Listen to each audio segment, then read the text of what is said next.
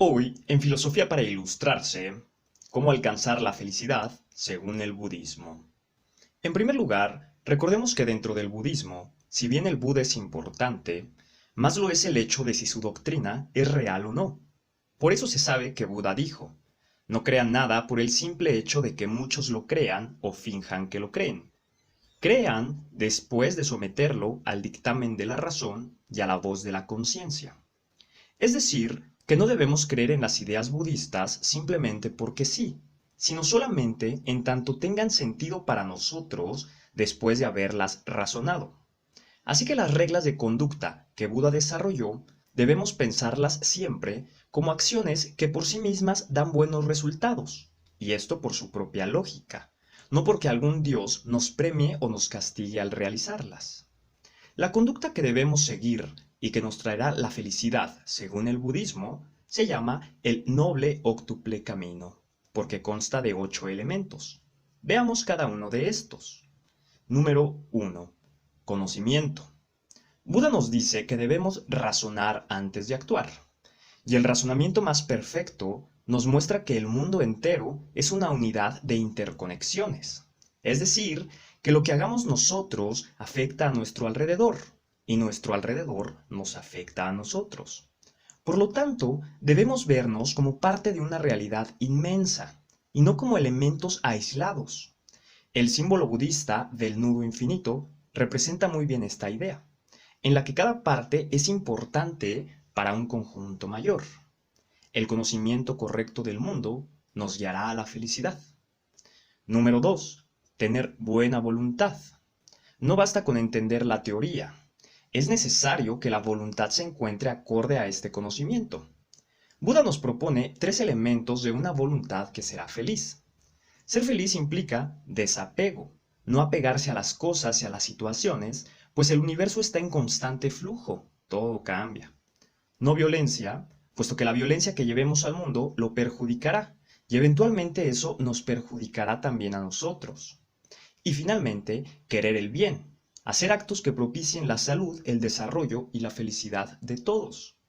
Recordemos que para el budismo, esto no es solo hacia otros seres humanos, sino hacia todos los seres vivos, pues todos los seres vivos son capaces de sentir dolor y todos los seres vivos quieren encontrar afecto y felicidad en esta vida, justo como nosotros. Número 3. Cuidar el lenguaje. Si entendemos nuestra existencia como si fuera una gota en un gran mar, entenderemos que la forma en la que nos comunicamos al exterior transmite una energía que nos trasciende y nos afecta. Buda nos invita a cuidar nuestro lenguaje de forma que nuestra palabra tenga valor, construya y no destruya, sea útil y llegue directa a los demás. Por eso, cuidar el lenguaje implica no mentir, no decir chismes, reflexionar antes de hablar e incluso hablar de forma que la persona con la que nos comunicamos nos pueda entender y no se sienta herida. Número 4. Actuar correctamente. Otra metáfora que nos puede ayudar a entender la conducta budista es pensar en el universo como una red, donde cada persona y cada elemento sería un nodo de esta red infinita, y todos en conjunto la hacen funcionar o la hacen romperse. En relación a este punto, el budismo nos habla de no tomar vidas, es decir, no asesinar, no tomar aquello que no nos es dado y por lo tanto no es nuestro, y no tener conductas sensuales dañinas. ¿Qué quiere decir este último punto? El budismo, a diferencia de otras religiones, no prohíbe ninguna conducta específica. Por ejemplo, el budismo no dirá jamás que la homosexualidad es mala en sí misma o que la promiscuidad sea mala. Lo malo en una conducta viene cuando causa sufrimiento a otros o a nosotros. Como por ejemplo, al engañar a tu pareja, lo más probable es que eso le genere sufrimiento.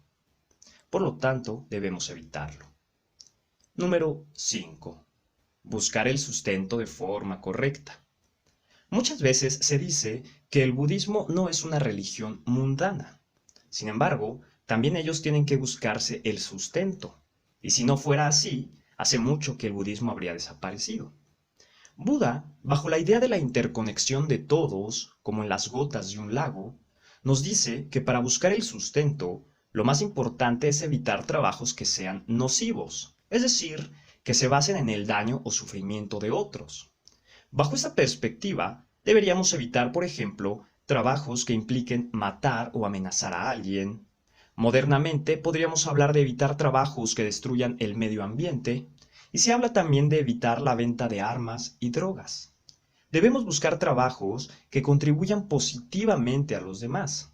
Cualquier trabajo es digno, tanto el de un médico, el de un artista, el de un barrendero. Siempre y cuando el trabajo realmente ayude a los demás, será bueno. Y es a través de lo que ofrecemos que recibiremos una retribución. Número 6. Depurar nuestros pensamientos. ¿Cuántas veces no nos encontramos en situaciones de estrés o angustia de cosas que solamente estaban en nuestra cabeza? Para el Buda, la mente crea la realidad de la persona. Por eso debemos depurar nuestros pensamientos. Esto significa cultivar en nosotros sentimientos positivos.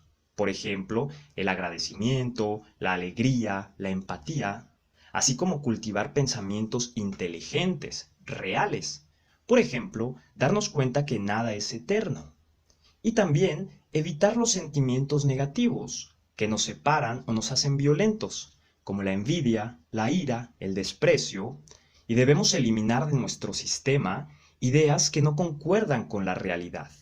De esta forma, podremos mantener la serenidad en cualquier circunstancia. Número 7. Atención consciente. Muchas veces pasamos la vida como si estuviéramos dormidos sin darnos cuenta realmente de lo que estamos haciendo o pensando, o de lo que sucede a nuestro alrededor. Pero si estamos dormidos, ¿cómo podríamos desenvolvernos bien en el mundo? Y si no nos desenvolvemos bien, ¿cómo podríamos ser felices? Por lo tanto, debemos buscar estar despiertos. Eso significa la atención consciente. Para esto, nos dice el budismo, debemos prestar atención todo el tiempo a nuestro cuerpo, sus sensaciones, su lenguaje, a nuestros sentimientos, porque surgen que nos indican, y a nuestros pensamientos, los cuales crean nuestra realidad. Al mismo tiempo, debemos prestar atención no solo a nosotros mismos, sino al mundo que nos rodea, pues no vivimos separados de él. De esta forma, estaremos despiertos, entenderemos el mundo que nos rodea y actuaremos de la mejor manera, lo cual nos traerá, naturalmente, una gran felicidad. Número 8. Meditación. Nuestra mente muchas veces se pierde en trampas que ella misma crea, que nos generan conflictos internos.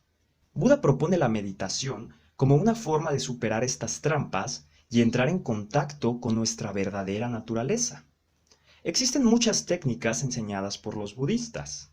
El propio Buda recomendaba una cuyo nombre es samatha, la cual consiste en sentarse en una posición firme, como la posición de loto o medio loto, y prestar atención a la propia respiración, sin forzar ni la respiración ni los pensamientos, permitiendo a estos manifestarse a sí mismos y depurarse. Con el tiempo, esto traerá una profunda paz mental y el acceso a la verdadera naturaleza de uno mismo, la cual es nuestra interconexión con todo el universo. Estos fueron los elementos del noble óctuple camino, el cual se suele representar con el símbolo de la rueda del Dharma. Cada uno de sus picos sería uno de estos 8 elementos, los cuales se interrelacionan todos y en conjunto representan la forma para encontrar la felicidad de acuerdo con Buda. Si te gustó, suscríbete a nuestro canal. No lo olvides, Filosofía para Ilustrarse.